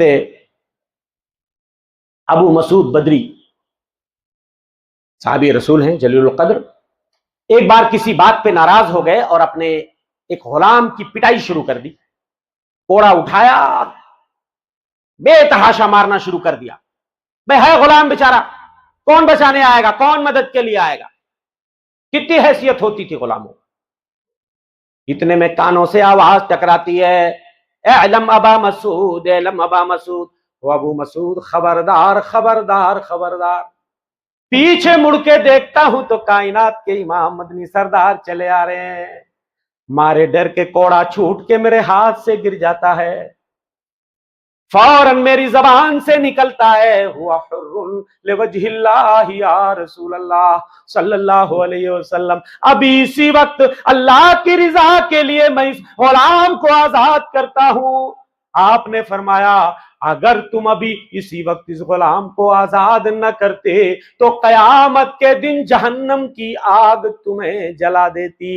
جتنا تم اس غلام کے مارنے پہ طاقت رکھتے ہو، تمہارا اللہ اس سے کہیں زیادہ تمہیں سزا دینے پہ طاقت رکھتا ہے۔ فوراً آزاد کر دیا۔ یہ حیثیت تھی۔ آپ اسٹیٹس دیکھ کے دوستی نہیں کرتے تھے۔ ہمارے وہاں ہمارے بچے، نوجوان دوستی کس سے کرتے ہیں؟ سٹیٹس دیکھ کے، خاندانی بیک گراؤنڈ دیکھ کے، روپیہ پیسہ دیکھ کر، فائنینشیل حالت دیکھ کر۔ اگر کسی کا باپ پیسے والا ہے تو ہمارے بچے بھی اس سے جلدی دوستی کر لیتے۔ کیوں جی؟ اچھا کھلائے گا، پہنائے گا، اچھا ہم کو گھمائے گا، بائک پہ سیر کرائے گا، یہ ڈھابے، یہ ہوٹل، وہ ہوٹل۔ جس کے پاس خود ہی کھانے کو نہیں ہے وہ کیا کھلائے گا جی؟ ہونا یہ چاہیے کہ دوستیاں کس سے ہوں؟ کوئی اچھا ہے، نیک ہے، پرہیزگار ہے، شریف لڑکا ہے، بھلے اس کے پاس پیسہ نہیں ہے، دولت نہیں ہے۔ پیارے نبی صلی اللہ علیہ وسلم کی سیرت سے ہمیں یہ بھی سبق ملتا ہے۔ ایسا نہیں ہے کہ آپ پیسے والوں کو بہت اونچا مقام عطا کر دیتے تھے۔ ظاہر اسلمی ایک معمولی شکل و صورت کے آدمی ہے، دیہاتی آدمی ہے۔ جیسے آپ دیہات میں رہتے ہو نا، دیہات سے اپنا سامان بیچنے شہر میں لے جاتے، جیسے آپ ہبلی لے جا کے، دھارواڑ لے جا کے اپنا کوئی یہاں کی کوئی پیداوار ہے، کوئی سبزی ہے، کوئی پھل ہے، آپ لے جا کے وہاں بیچو۔ تو اللہ کے رسول صلی اللہ علیہ وسلم اور ان کے اندر بڑی دوستی ہو گئی تھی۔ معمولی شکل و صورت کے دیہاتی آدمی جی جب دیہات سے جاتے مدینہ شہر میں اپنا سامان بیچنے تو اللہ کے رسول صلی اللہ علیہ وسلم کے لیے گفٹ لے کے جاتے تھے، گاؤں کی چیز، گاؤٹی چیز۔ تو جب وہاں جاتے تو اللہ کے رسول صلی اللہ علیہ وسلم ان کو شہر کی کوئی چیز گفٹ دیتے۔ کیوں؟ ہدیہ دینا چاہیے، ایک دوسرے کو محبت پیدا ہوتی ہے اس سے دلوں میں۔ ایک بار حضرت ظاہر اسلمی مدینے اپنا سامان بیچنے کے لیے جاتے ہیں۔ پہلے اللہ کے رسول صلی اللہ علیہ وسلم کے گھر کو جاتے ہیں، آپ کو ہدیہ دے دیں، اس کے بعد بازار میں جا کے اپنا سامان بیچوں گا۔ مگر آپ صلی اللہ علیہ وسلم گھر پہ موجود نہیں تھے، سیدھے بازار میں چلے جاتے ہیں، ایک اونچی جگہ کھڑے ہو کے آواز لگا رہے ہیں، اپنا سامان زور زور سے بیچ رہے ہیں، آواز لگا رہے ہیں۔ اللہ کے رسول صلی اللہ علیہ وسلم گھر میں تشریف لاتے ہیں، آپ کو بتایا جاتا آپ کے دیہاتی دوست آپ سے ملنے آئے تھے۔ آپ نے پوچھا کہاں گئے؟ وہ تو بازار چلے گئے۔ آپ ان کی تلاش میں نکل پڑتے ہیں، جاتے ہیں بازار میں، منڈی میں، دیکھتے ہیں ایک جگہ حضرت ظاہر اسلمی آواز لگا رہے ہیں، اپنا سامان بیچ رہے ہیں۔ آپ صلی اللہ علیہ وسلم جاتے ہیں، پیچھے سے انہیں چمٹا لیتے ہیں، اپنی باہوں میں بھر لیتے ہیں اور کہتے ہیں من یشتری منی ھذا الغلام۔ آپ بھی آواز لگانے لگتے ہیں، میں اس غلام کو بیچ رہا ہوں، لوگوں کون خریدے گا؟ تھوڑا سا ایسا مڑ کے دیکھتے ہیں، ارے یہ تو کائنات کے امام مدنی سردار صلی اللہ علیہ وسلم نے مجھے پکڑا ہوا ہے۔ اپنی پیٹھ کو آپ کے پیٹ میں چمٹانے لگتے ہیں برکت کے لیے، ہاں، اور اس کے بعد کہتے ہیں اللہ کے رسول مجھ جیسے آدمی کو نہ شکل، نہ صورت، نہ فیملی بیک گراؤنڈ، نہ پیسہ، نہ کوڑی، دیہاتی آدمی، مجھے کون خریدے گا؟ مجھے آپ بیچو گے تو بہت سستے میں بک جاؤں گا۔ آپ فرماتے ہیں او ظاہر وَلَٰكِنَّكَ عِندَ اللَّهِ غَالِي، تم اپنے آپ کو سستا کیوں تصور کرتے ہو؟ اللہ کی نگاہوں میں تم بہت مہنگے ہو، بہت قیمتی ہو، تمہاری بہت قیمت ہے اللہ کی نگاہ۔ اللہ شکلیں نہیں دیکھتا، تم کتنے حسین و جمیل ہو، تمہارا فیملی بیک گراؤنڈ کیا ہے، یہ اللہ کو اس سے غرض نہیں۔ اللہ دل دیکھتا ہے، تقوی دیکھتا ہے، ایمان دیکھتا ہے، کس کے سینے میں اللہ رسول کی محبت بھری ہوئی ہے، کس کے سینے میں تقوی ہے، ایمان کی دولت ہے۔ اللہ ان اللہ لا ينظر الى صورکم ولا الى اموالکم، تمہارے مال سے، تمہاری شکلوں سے، تمہارے جسموں سے اللہ کو کچھ لینا دینا نہیں ہے، وہ تو دل دیکھتا ہے، عمل دیکھتا ہے۔ دوستو آخری بات کہہ کے میں اپنی بات ختم کروں گا کہ کائنات کے امام مدنی سردار کا ایک وصف اور ایک اعلیٰ صفت ابھی میں نے اپنی نعت میں بھی آپ کو بتایا، جانی دشمنوں کو بھی آپ معاف کر دیا۔ عفو درگزر یہ آپ کی زندگی کا وہ باب ہے۔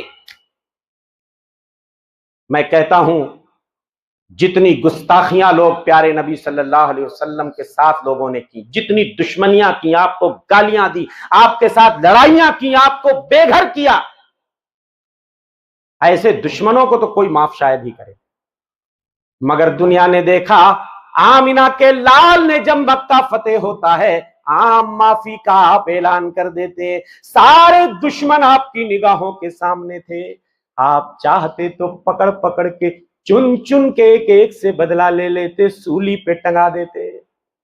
ایک صحابی رسول مکہ میں جب داخل ہو رہے ہیں کہتے ہیں الیوم یوم الملحمہ، آج مارنے کا دن ہے، کاٹنے کا دن ہے، بدلہ لینے کا دن ہے۔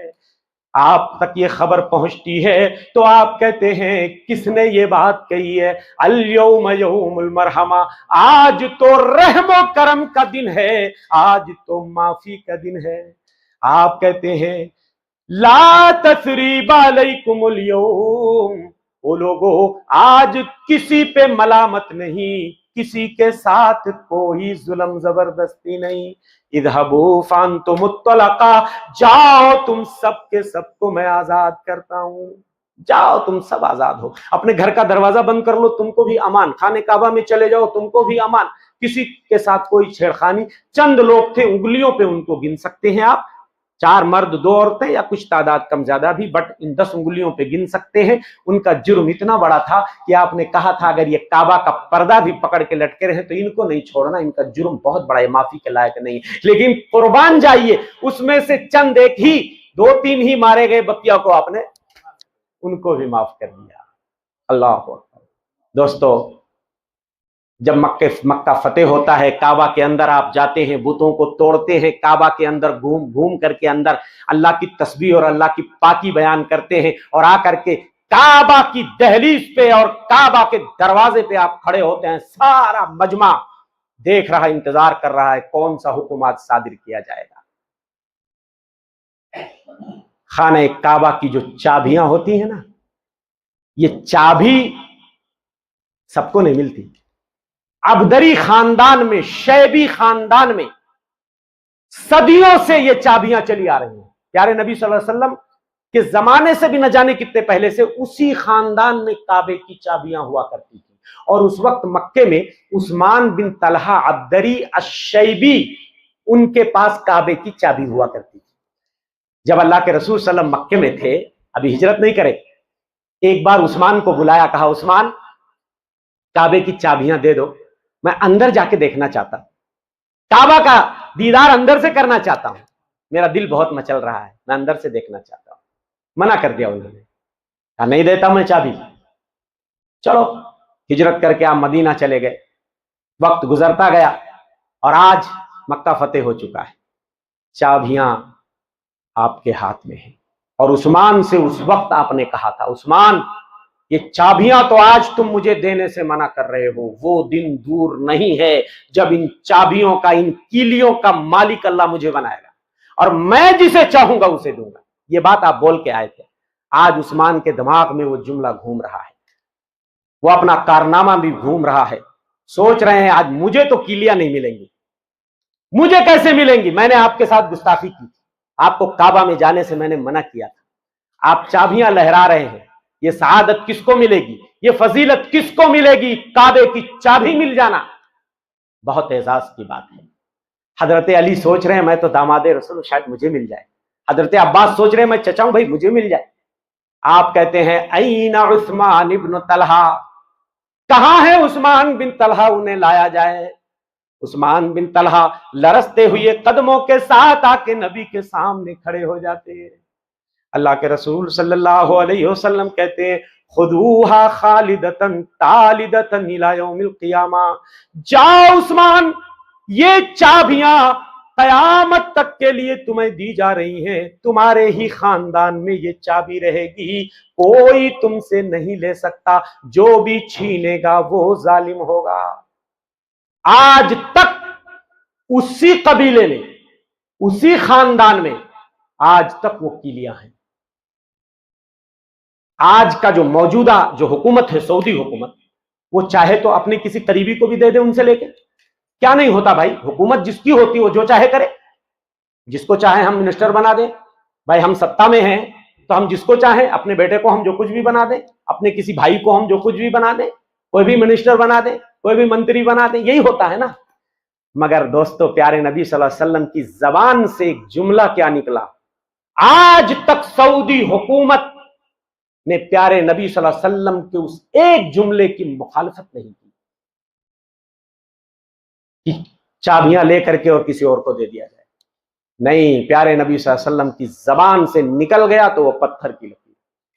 آج سعودی کو لوگ نہ جانے کیا کیا کہتے ہیں, بھر بھر کے گالیاں دیتے ہیں, نہ جانے کیا کیا الزامات لگاتے ہیں دوستو. لیکن ہاں ایسی کتنی مثالیں ہیں. تو میرے بھائیوں, پیارے نبی صلی اللہ علیہ وسلم کی زندگی اور آپ کے حسن اخلاق کے اتنے پہلو ہیں, ایک محفل میں نہیں کور کیا, اس کی چند جھلکیاں میں نے صرف دکھائی ہیں. کوئی حق ادا بھی نہیں کر سکتا یار. دنیا کا کتنا بڑا مقرر آپ پکڑ کے لے آؤ اور وہ کہے کہ میں نے پیارے نبی صلی اللہ علیہ وسلم کی سیرت یا آپ کے اخلاق کو بیان کر کے حق ادا کر دیا. ارے بھائی, حق ادا تو دور کی بات ہے, ہم اس زبان سے, اس گنہگار زبان سے کیا بیان کر سکتے ہیں؟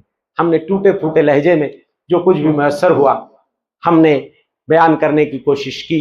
بس یہ ہے کہ اللہ قبول فرما لے اور اللہ تعالی ہم سب کے بھی اخلاق کو اللہ سنوار دے, سجا دے, اور معاشرے میں جو برائیاں پنپ رہی ہیں اللہ ان برائیوں کا خاتمہ کر دے. ہمارے اخلاق بہتر ہوں گے, معاشرہ پاکیزہ ہوگا, صاف ستھرا ہوگا, معاشرے سے دشمنی ختم ہوگی, عداوت ختم ہوگی, انتشار ختم ہوگا, خلفشار ختم ہوگا, لوگ ایک دوسرے کے بھائی بھائی ہو جائیں گے, ایک دوسرے کے دکھ درد کے ساتھی ہو جائیں گے, ایک دوسرے کے معاون مددگار ہمدرد و غمگسار ہو جائیں گے. ہمارے بچوں کا اخلاق سدھر جائے گا, جہاں جائیں گے لوگ ان کی مثالیں دیں گے, لوگ ان کو سراخوں پہ بٹھائیں گے, ان کی تعریفیں کریں گے اور ان کا مستقبل بھی تابناک ہوگا. اس لیے کہ یہ حسن اخلاق یہ بہت قیمتی جوہر ہے, یہ بڑا زندگی کا سرمایہ ہے. تو ضرورت ہے کہ یہ سب کو اپنانے کی چیز ہے. بڑے ہیں, بوڑھے ہیں, عورتیں ہیں, مرد ہیں, بچے ہیں, سارے لوگوں کو چاہیے کہ ہم اپنے اخلاق کو اور اللہ سے دعا بھی کرتے رہیں کہ اللہ, آپ آئینہ دیکھتے تھے نا تو دعا کرتے تھے, اللہم کما احسنت خلقی فحسن خلقی, اللہ جیسے شکل اچھی بنائی ہے نا, اللہ ہمارے اخلاق کو بھی اچھا بنا دے. تو دعا مانگیں اللہ سے کہ اللہ ہمارے اخلاق کو سجا دے. دعا بھی مانگنی چاہیے. اور اگر ہمارے اندر کوئی کمی محسوس ہو رہی ہے تو ہم اس کو بنانے سنوارنے کی کوشش کریں, اس کمی کو دور کرنے کی. تو اس پہ محنت کرنے سے بھی اخلاق جو ہے نا وہ سدھرے گا اور ہمارا سلوک اچھا ہوگا، ہمارا رویہ، ہمارا برتاؤ اچھا ہوگا۔ اللہ سے دعا ہے کہ اللہ جن بھائیوں نے جن کی محنتوں سے یہ پروگرام منعقد ہوا، اللہ تعالیٰ سب کی کاوشوں کو قبول فرمائے، ہماری نیتوں میں اخلاص پیدا فرمائے، اور ایسے ہی یہ سلسلہ رواں دواں رہے، اور ایسے ہی آپ اس طرح کی نورانی اور ایمانی محفلوں میں تشریف لایا کریں، اس سے ایمان بڑھتا ہے اور اللہ کی یاد تازہ ہوتی ہے۔ اللہ تعالیٰ سب کو توفیق بخش، آمین و توفیق اللہ باللہ، صلی اللہ علیہ محمد۔ السلام علیکم ورحمۃ اللہ وبرکاتہ۔ جزاکم اللہ خیر و احسن الجزا، بارک اللہ فیکم۔ معزز حاضرین، آپ حسن اخلاق، سیرت رسول صلی اللہ علیہ وسلم کی روشنی میں، قرآن و حدیث کے دلائل کی روشنی میں سن رہے تھے، اور شیخ محترم بہت ہی اہم اور قیمتی واقعات آپ لوگوں کی خدمت میں پیش کر رہے تھے۔ دل تو چاہ رہا تھا کہ اور سنا جائے، لیکن وقت کی بھی قلت ہے، اسی لیے شیخ محترم بھی ختم کر دیے ہیں۔ حسن اخلاق، ان تمام چیزوں کو سن کر کے نبی علیہ الصلوۃ والسلام کی سیرت میں مجھ کو اور آپ کو اپنے اخلاق کو پیارے حبیب صلی اللہ علیہ وسلم کے اخلاق کے سانچے میں ڈالنے کی ضرورت ہے۔ جن کے اخلاق کی بات کافر کرے وہ پیارے حبیب صلی اللہ علیہ وسلم ہے، جن کے اخلاق کے چرچے کافروں کی زبان پر ہو وہ پیارے حبیب صلی اللہ علیہ وسلم ہے، جن کے بارے میں قرآن کہتا ہے اِنَّكَ لَعَلَىٰ خُلُقٍ عَظِيمٍ۔ پیارے حبیب صلی اللہ علیہ وسلم اخلاق کے اعلیٰ معیار پر فائز تھے، اور جس کے جسم اطہر پر سنگ کی بارش برسائی گئی، جیسا کہ آپ نے سنا، وہ کون ہے؟ پیارے حبیب صلی اللہ علیہ وسلم ہے۔ جب طائف کے لیے پیارے حبیب صلی اللہ علیہ وسلم دعوت توحید دینے کے لیے گئے، لوگوں کو لا الہ الا اللہ کی طرف بلایا، تو لوگوں نے آپ کی دعوت کو قبول نہیں کیا، خوب مارا، اتنا مارا کہ آپ زمین پر گر گئے، لہو لہان ہو گئے، آپ بے ہوش ہو گئے۔ فرشتوں نے کہا کہ اے پیارے حبیب صلی اللہ علیہ وسلم، آپ کہہ دو کہ ان لوگوں کو ہم پہاڑوں کے درمیان پیس دیں گے۔ لیکن یہ پیارے حبیب صلی اللہ علیہ وسلم کے اخلاق تھے کہ پیارے حبیب صلی اللہ علیہ وسلم نے کہا کہ اللہ تعالیٰ ان کی نسلوں میں ایسے لوگ پیدا کرے گا جن سے کلمہ توحید لا الہ الا اللہ گونجے گی، اور آج الحمدللہ ساری دنیا ان کی دعوت سے گونج رہی ہے۔ کلمہ توحید لا الہ الا اللہ کی پکار ساری دنیا میں پھیل رہی ہے۔ تو یہ پیارے حبیب صلی اللہ علیہ وسلم کے اخلاق تھے۔ ہم شیخ محترم کا بھی شکریہ ادا کرتے ہیں، اور ذمہ داران اور اس مسجد کے جو نوجوان جو کمیٹی ہے ہماری، ان کے بھی ہم شکر گزار ہے کہ آپ تمامی حضرات نے مل کر کے یہ فیصلہ کیا اور شیخ محترم کو لانے کے لیے کوششیں کی۔ جیسا کہ شیخ محترم کی زبان سے آپ نے سنا کہ یہ سلسلہ چلتا رہے، تو اللہ کے فضل و کرم سے ہم اس سلسلے کو بند نہیں کریں گے، آگے تک لے کر کے جائیں گے۔ پیسوں کا نہ سوچو کہ پیسہ کتنا خرچ ہوگا، کہاں جائے گا، راہ حق میں خرچ کرنا بھی بڑی بات ہے۔ پیارے حبیب صلی اللہ علیہ وسلم کے پاس دو لوگ آئے، ایک نے شکایت کی کہ اللہ کے رسول صلی اللہ علیہ وسلم، میرا بھائی کچھ کرتا نہیں ہے، میں ہی اس پر خرچ کرتا رہتا ہوں۔ تو پیارے حبیب صلی اللہ علیہ وسلم نے بتایا کہ اسی کی وجہ سے تیرے مال میں برکت پیدا ہو رہی ہے، بڑھوتری پیدا ہو رہی ہے۔ کیوں؟ کیونکہ وہ شریعت کا علم حاصل کر رہا ہے، اسی لیے تیرے مال میں بڑھوتری پیدا ہو رہی ہے۔ مال کا نہ سوچو، پیسوں کا نہ سوچو، خوب اللہ کی راہ میں لٹاؤ، اہل علم پر خرچ کرو، تو اللہ تعالیٰ آپ کے اموال میں مزید برکتیں پیدا فرمائے گا۔ اسی پر ہم اس مجلس کا اختتام کرتے ہوئے مجلس کی دعا پڑھتے ہیں۔ سبحان اللہ، سبحانک اللہم و بحمدک، اشہد ان لا الہ الا انت، استغفرک و اتوب الیک۔